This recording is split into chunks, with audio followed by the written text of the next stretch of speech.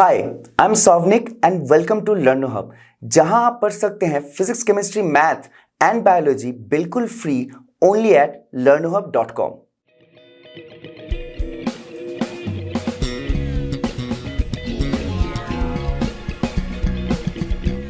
तो इस वीडियो में हम डिस्कस करेंगे करंट इलेक्ट्रिसिटी के कॉन्सेप्ट एड-ऑन्स। उसमें स्पेसिफिकली हम डिस्कस करेंगे electric current, drift velocity, current density and Ohm's law के बारे में। तो बिना देर करते हुए चलिए चलते हैं और जानते हैं कि व्हाट इज इलेक्ट्रिक करंट।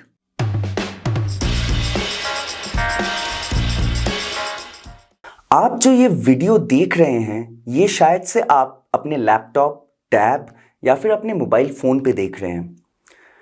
आप घर पे फैन के अंदर नीचे बैठते हैं, एसी रूम में बैठते हैं, गाड़ियों में चलते हैं, एरोप्लेन में सफ़र करते हैं, ट्रेन में सफ़र करते हैं। छोटी से छोटी लाइट बल्ब से लेके बड़ी से बड़ी फैक्ट्री, हर जगह इलेक्ट्रिसिटी का एप्लीकेशन होता है। अगर इलेक्ट्रिसिटी ना होता तो ना आप फ़ोन देख पाते, ना आपके पास लाइट होती, फैन होते, टैब्स होते, लैपटॉप होते, ना आप डिफरेंट काइंड्स के वीडियो गेम्स खेल पाते। ये हमारी ज़िंदगी इतनी आसान करती है कि हम इसके बगैर अपनी ज़िंदगी सोच भी नहीं सकते।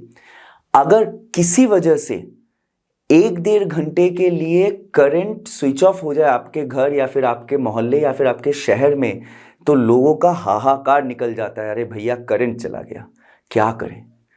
लेकिन एक टाइम ऐसा था जब लोगों के पास करंट नहीं हुआ करता था, क्योंकि करंट तब तक, इलेक्ट्रिक करंट जो है वो तब तक डिस्कवरी नहीं किया गया था और हमने उसको हार्नेस तो बहुत बाद में किया, जब थॉमस एडिसन ने लाइट बल्ब बनाए, फिर बाद में मोटर्स बने, जनरेटर्स बने, बैटरीज, आईसीज और डिफरेंट तरीक़ों के इलेक्ट्रॉनिक और इलेक्ट्रिकल अप्लायंसेस बने, तब जाके हम आज की परिस्थिति तक पहुँचे हैं। इसको करने के लिए, इसको पाने के लिए हमें सदियां लगी हैं।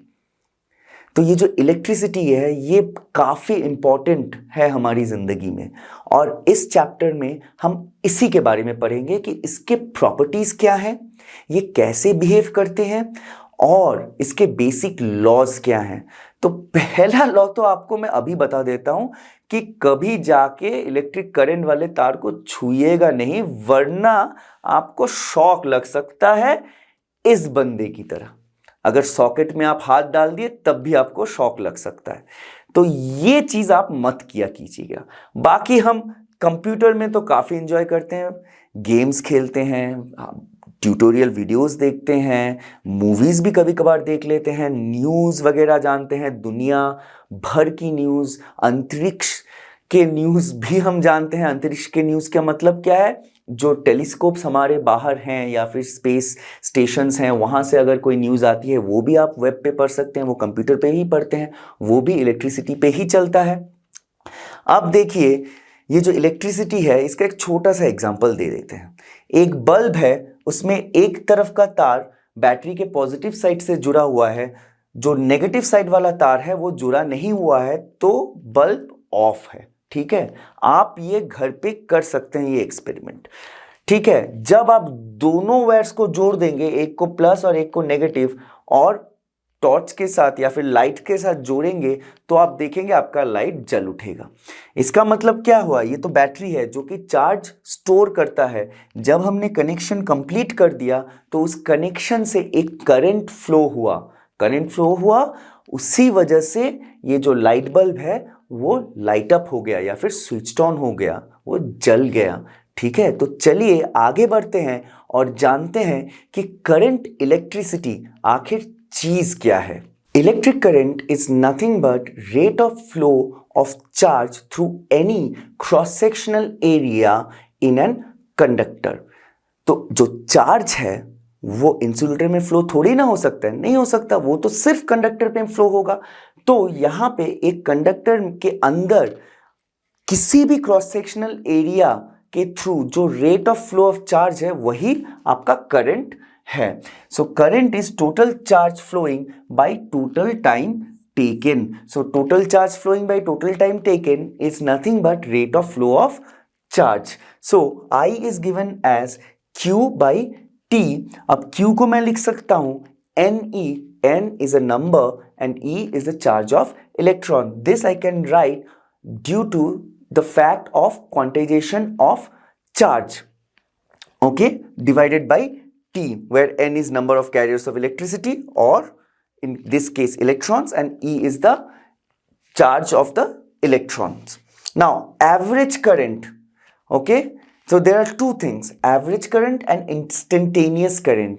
So अगर आप करंट को मेजर कर रहे हैं over a period of time, ठीक है, let's say 10 second, which is like a bit longer period of time, उस केस में वो बन जाएगा एवरेज करंट, ठीक है। और किसी एक मोमेंट पे अगर आप करंट को मेजर कर रहे हैं तब वो बन जाता है instantaneous current. So average current is given as del Q by del T, so difference in the charge by the time difference, okay, and instantaneous current is given by dq by dt, which is rate of change of charge with respect to change of time, okay. So these are the definition of average current and instantaneous current. तो चलिए अब चलते हैं और discuss कर लेते हैं कुछ important points of electric current. The first important point is that electric current is a scalar quantity. So current is a scalar quantity. Next, the SI unit of current is ampere, denoted as A, okay, and the CGS unit is EMU and is called biot or AB ampere, and 1 ampere is 1 by 10 of biot or AB ampere, okay. Now 1 ampere or 1 A is equal to 1 coulomb per 1 second. So this is basically the value of 1 ampere.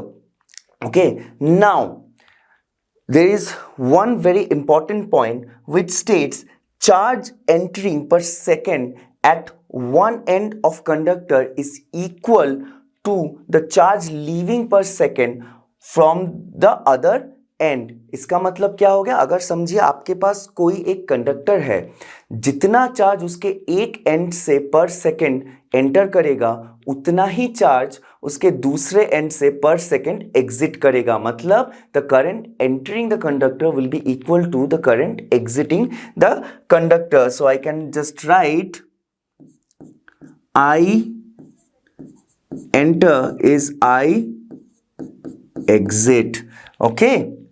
Now conventional current is in the direction of flow of positive charge. So the direction of conventional current is in the direction of the flow of positive charge.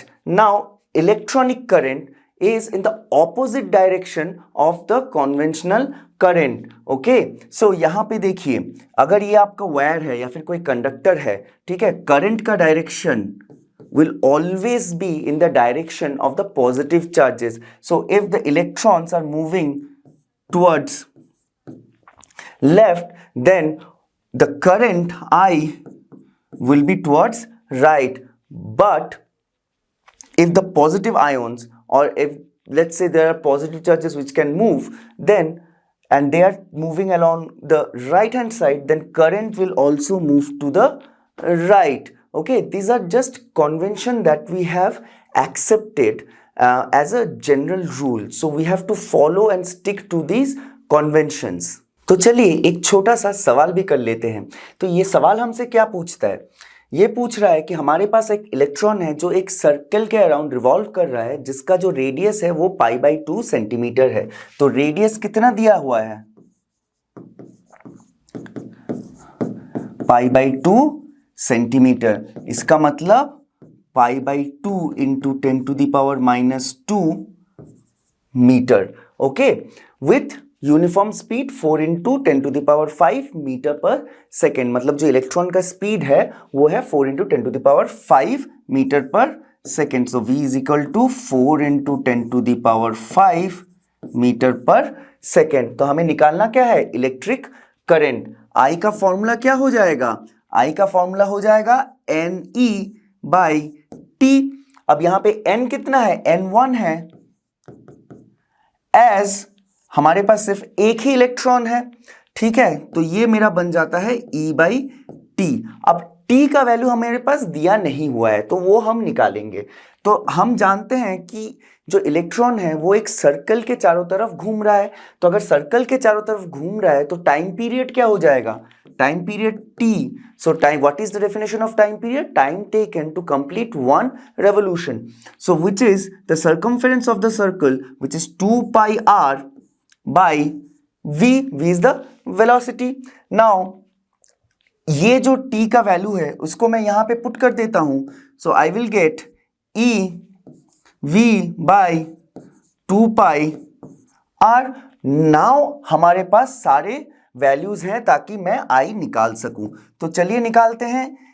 ये देखिए पहले e का क्या है 1.6 into 10 to the power minus 19, v कितना है 4 into 10 to the power 5 divided by 2 pi, r का value क्या है π/2 into π/2 into 10 to the power minus 2, ठीक है। अब यहाँ पे 2 कैंसिल, पाई स्क्वायर बन गया, पाई स्क्वायर का वैल्यू क्या है 10 है, तो यहाँ पे 10 into 10 to the power minus 2, तो हमारे पास रह जाता है। और ऊपर देख लीजिए 4 into 1.6 is nothing but 6.4 into, अब देखिए 10 टू द पावर 19 और यहाँ पे 10 to the power 5, that is 10 to the power minus 14 divided by pi square which is 10 into 10 to the power minus 2, that means 10 to the power minus 1। तो मेरा i क्या निकल जाएगा, i will be 6.4 into 10 to the power minus 13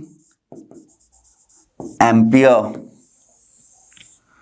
this is my final result. So आप देख सकते हैं कि ये सवाल सुनने में थोड़ा मुश्किल लग सकता है लेकिन काफी आसानी से निकल जाता है जब आप सिर्फ टाइम पीरियड को निकाल लेते हैं from the circle and you just put it in the formula, फिर सिर्फ आपको कैलकुलेशंस करनी है, वो भी वेरी इजी। तो इजी कैलकुलेशन से आपको निकल जाता है current for a electron if it's revolving around a circle with a radius of π/2। तो चलिए अब एक बहुत ही इंपॉर्टेंट टॉपिक को डिस्कस करते हैं जो कि है करंट डेंसिटी। तो करंट डेंसिटी आखिर है क्या, इस चीज को समझिए आपके पास एक क्रॉस सेक्शनल एरिया है, ओके। ये जो एरिया है current is flowing towards right, ठीक। So amount of charge flowing per second through this cross sectional area, जिस क्रॉस सेक्शनल एरिया को आपने एज्यूम किया हुआ है, held normal to the direction of the flow। normal to the direction of the flow मतलब cross sectional area और flow direction दोनों perpendicular होंगे, ठीक है। देखिए यहां पे तो सरफेस एरिया है that is perpendicular to the flow of the current, ठीक है। So in that case that is defined as charge density. Mathematically हम कैसे लिख सकते हैं, J is equal to QT/A। सो रेट ऑफ फ्लो क्या है Q/T which is gives me I/A। so charge density which is actually a vector quantity, इसीलिए मैंने arrowhead दे रखा है, is equal to I/A। अब आप पूछेंगे I तो स्केलर था तो ये J वेक्टर कैसे हो गया, आप भूल रहे हैं, एरिया वेक्टर हो सकता है, एरिया का एक डायरेक्शन हो सकता है, जो एरिया वेक्टर का जो डायरेक्शन होगा that will be always perpendicular to the surface, ठीक है। तो अगर सोचिए एरिया मैं थोड़ा टिल्ट कर देता हूं, पहले perpendicular to the flow of current था, अब ये थोड़ा makes an angle with the flow of current, ठीक है। तो अब एरिया वेक्टर जो है वो makes an angle theta with I। in that case AN which is actually in the direction of I will be A cos theta।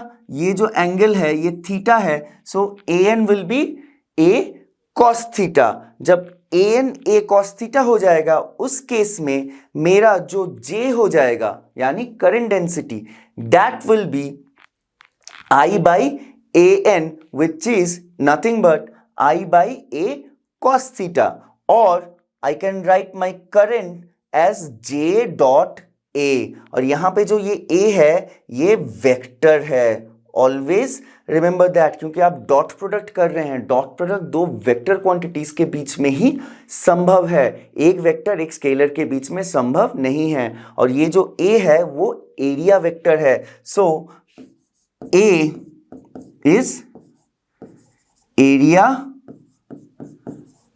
Vector. ठीक है, हमेशा याद रखिए, current scalar, current density vector.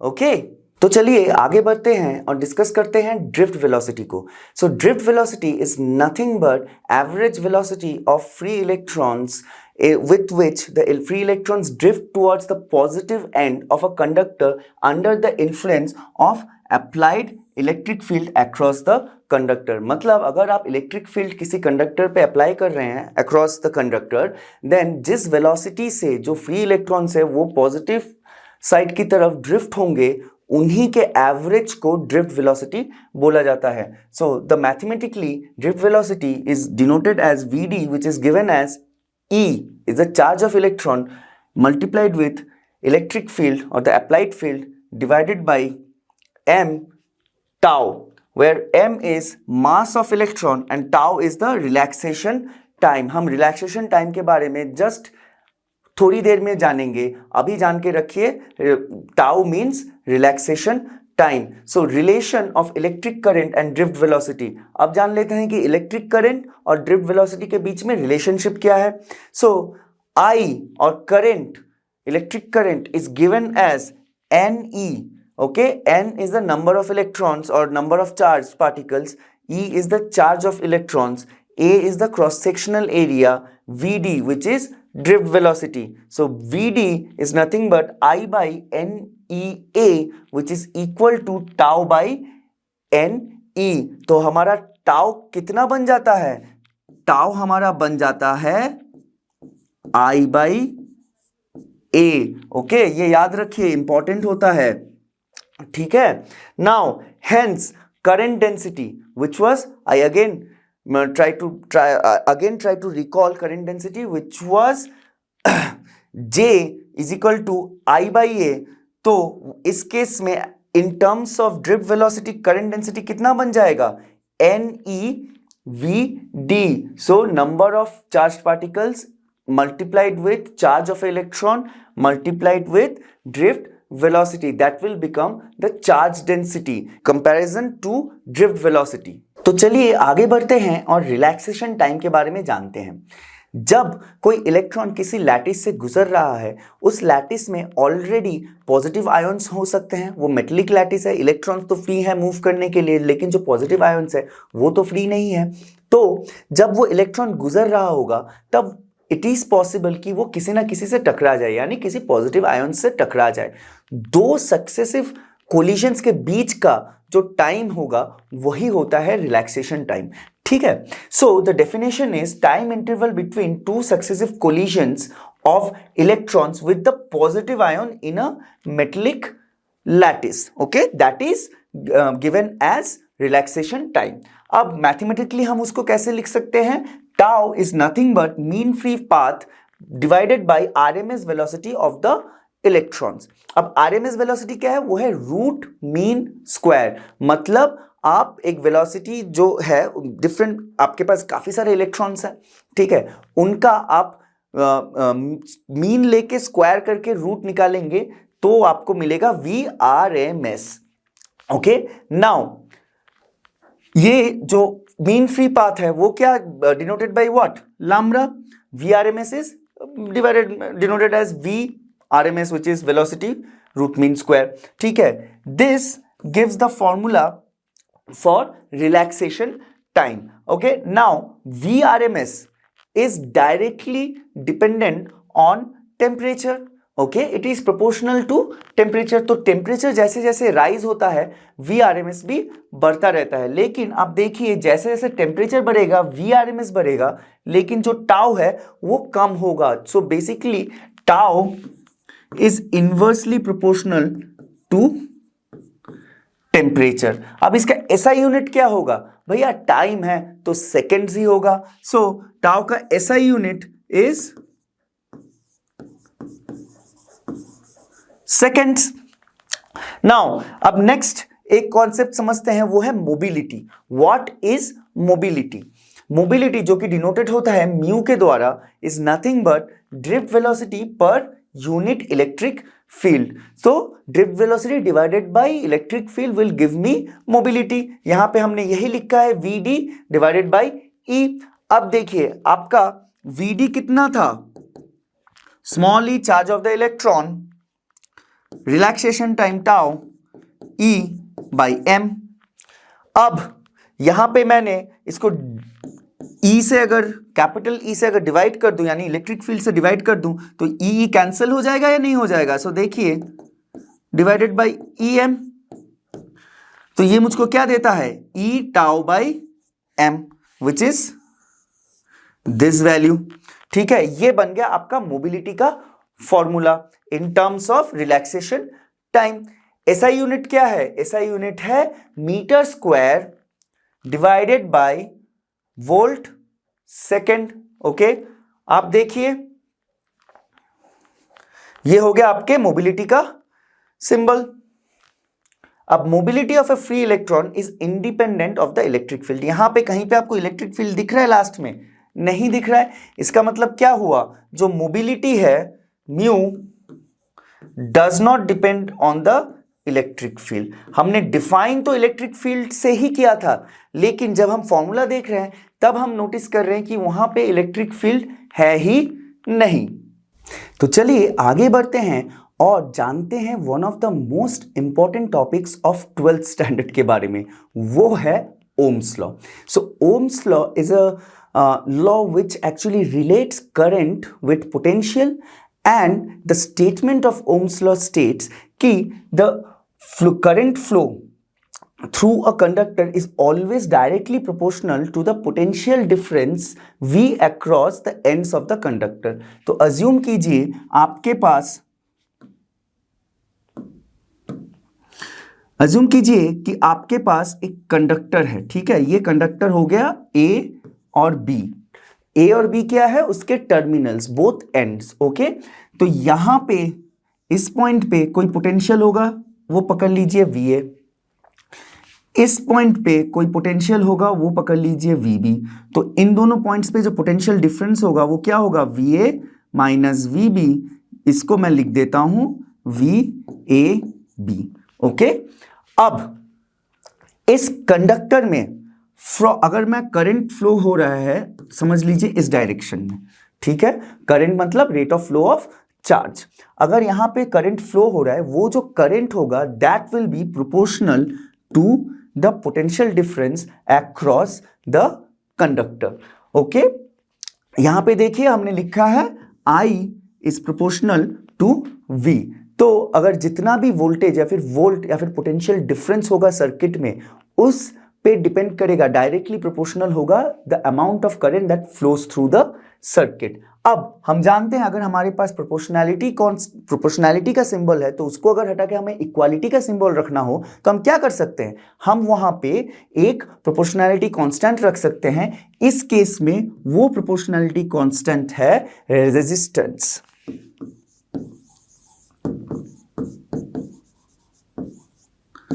अब ये रेजिस्टेंस क्या है? रेजिस्टेंस जो है that is from the word itself, किसी चीज को रेजिस्ट करता है। ये जो रेजिस्टेंस है वो करंट के फ्लो को रेजिस्ट करता है। ठीक है, अब देखिए यहां से I can also write I is equal to V by R. तो आप देखिए जो आई है वो इनवर्सली प्रोपोर्शनल टू आर है। ओके, सो आप ये याद रखिए जो रेजिस्टेंस होता है वो हमेशा करंट को अपोज करता है। तो आगे हम देखेंगे कि रेजिस्टेंस के प्रॉपर्टीज क्या हैं और वो किन किन चीजों पे डिपेंड करता है। फिलहाल के लिए लेट्स अज्यूम कि अगर हम एक ग्राफ बना लेते हैं V वर्सेस I का, यहां पे हम पोटेंशियल और करंट के एक ग्राफ बना रहे हैं। ठीक है, ये जो ग्राफ है तो वहां पे आप देखिए जैसे जैसे V बढ़ रहा है वैसे वैसे करंट बढ़ रहा है, और जैसे जैसे करंट बढ़ रहा है वैसे वैसे V भी बढ़ेगा। तो ये जो एंगल है दैट इज द थीटा। अब इस स्लोप को अगर हम कैलकुलेट करते हैं, कैलकुलेट क्या है, slope of the line, which line, ये ओरिजिन से लेट्स से ए तक का लाइन, ठीक है, ये जो लाइन है इसका अगर हम स्लोप कैलकुलेट करते हैं तो वो स्लोप क्या होगा, tan थीटा हो जाएगा, ठीक है। tan थीटा कितना होगा, v by I, which is resistance. So if you draw a graph between potential difference and current, then the slope of that graph will give you resistance. तो आइए अब जान लेते हैं कि रेजिस्टेंस क्या है। सो रेजिस्टेंस, जैसे कि मैंने अभी अभी बताया, is the property of a substance by virtue of which it opposes the flow of current through it। मतलब अगर किसी कंडक्टर में करंट फ्लो हो रहा है तो रेजिस्टेंस जो है उसको अपोज करेगा। सो फॉर एग्जांपल इंसुलेटर में रेजिस्टेंस बहुत हाई होता है, इसीलिए करंट फ्लो नहीं कर पाता, और कंडक्टर में रेजिस्टेंस थोड़ा स्लो होता है। अब आप सोचिए, आपके पास दो पाइप हैं, ओके, ठीक है, दूसरा पाइप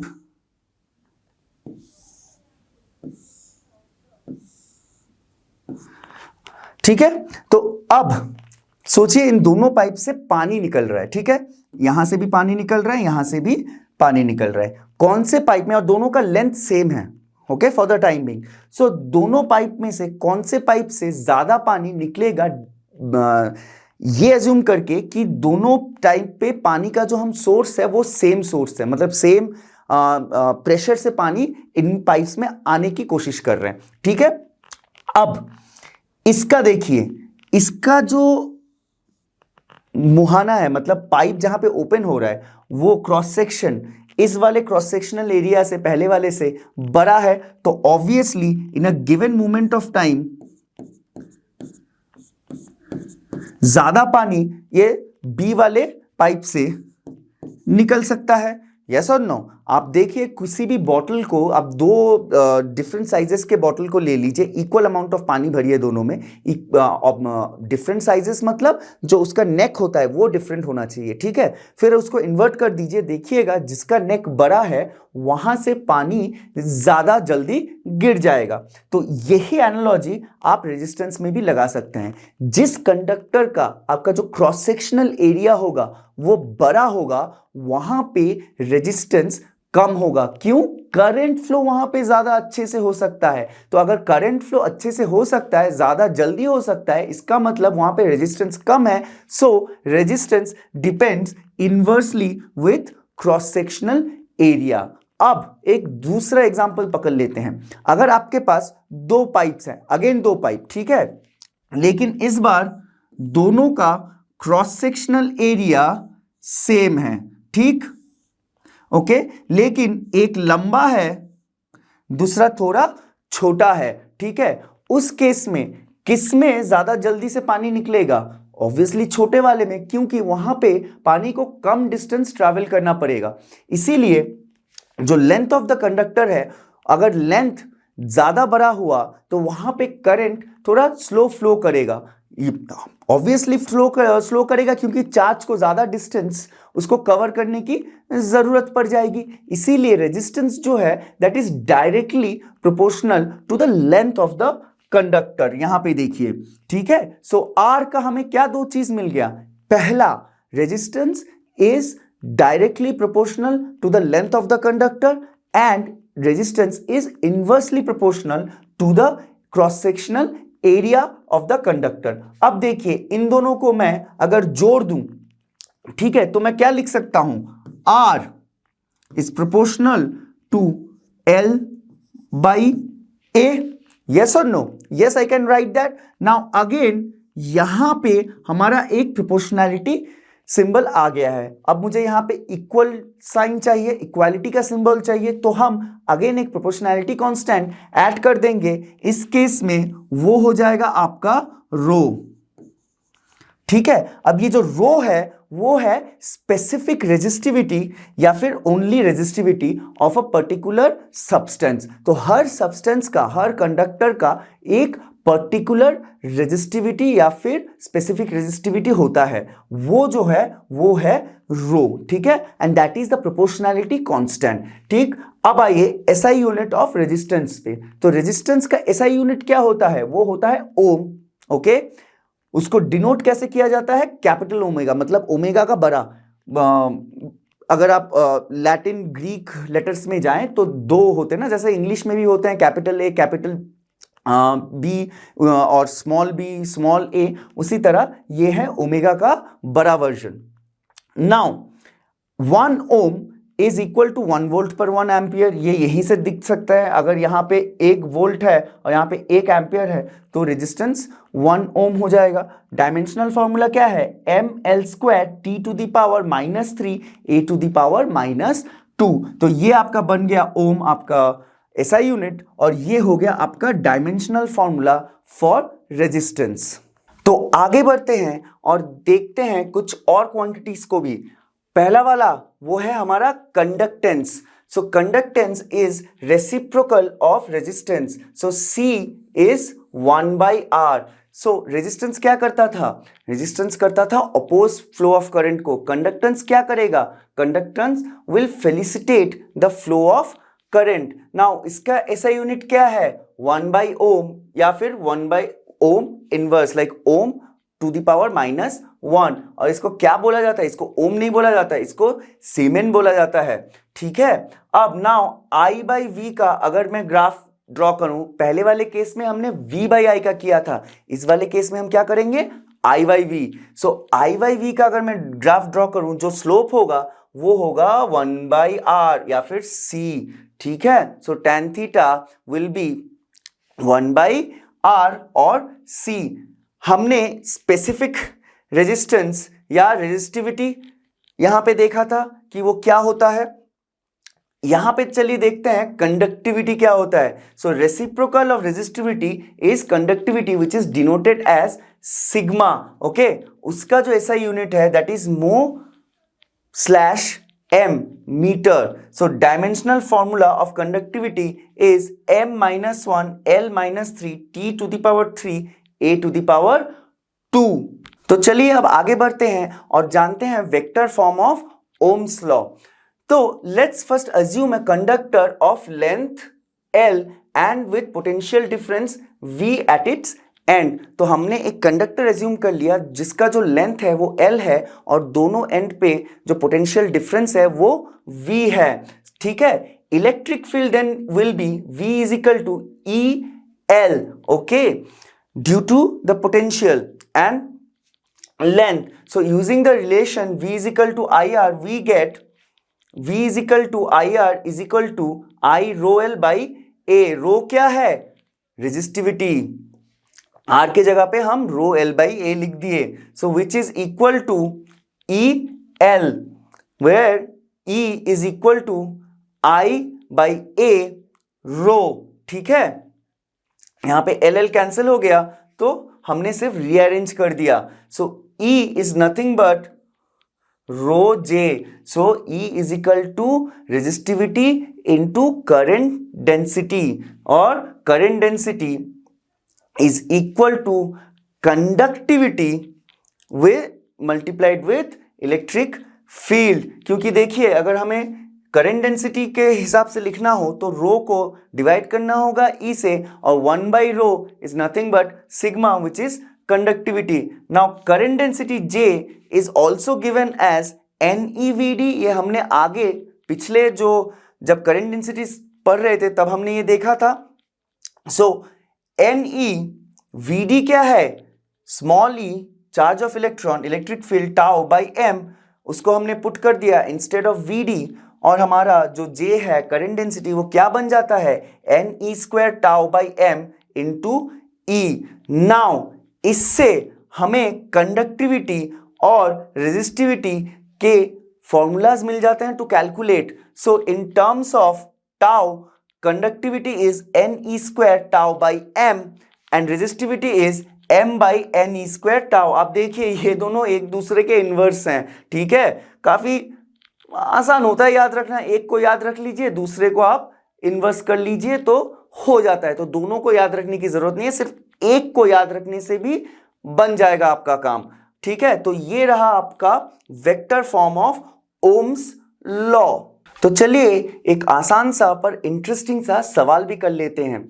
तो सवाल क्या कह रहा है, ये कहता है calculate the electric field in a copper wire of cross section 2 millimetre square. ठीक है, carrying a current of 1 ampere. तो हमारे पास क्रॉस सेक्शनल एरिया दिया हुआ है, कितना है 2 millimetre square, which is nothing but 2 into 10 to the power -6 metre square. Now the conductivity of the copper is this much, मतलब हमारे पास सिग्मा भी दे रखा है। तो I कितना है, I तो है भाई 1 एम्पियर और sigma is 6.25 into 10 to the power 7 SM inverse.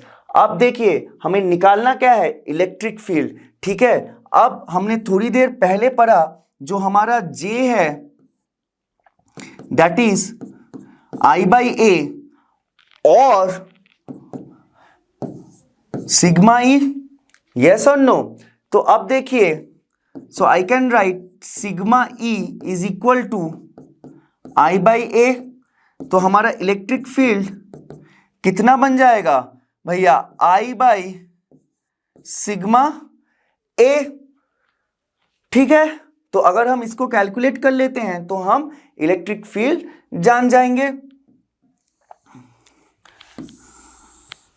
तो I का वैल्यू हम जानते हैं जो कि है 1 एम्पियर, सिग्मा का वैल्यू हम जानते हैं गिवन है सवाल में, और A का वैल्यू भी गिवन है। तो let's put the values. So our E becomes 1 divided by sigma 6.25 into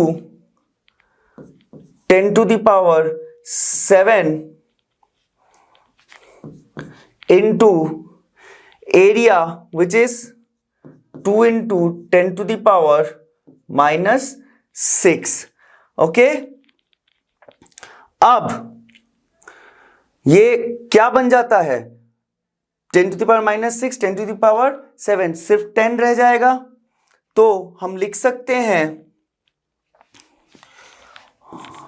1/6.25 into 2 into 10। सो ये बन जाता है 1/05.12 into 10।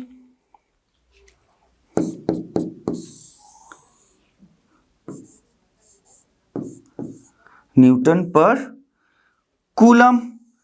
This is my electric field. Now I have to simplify it बस।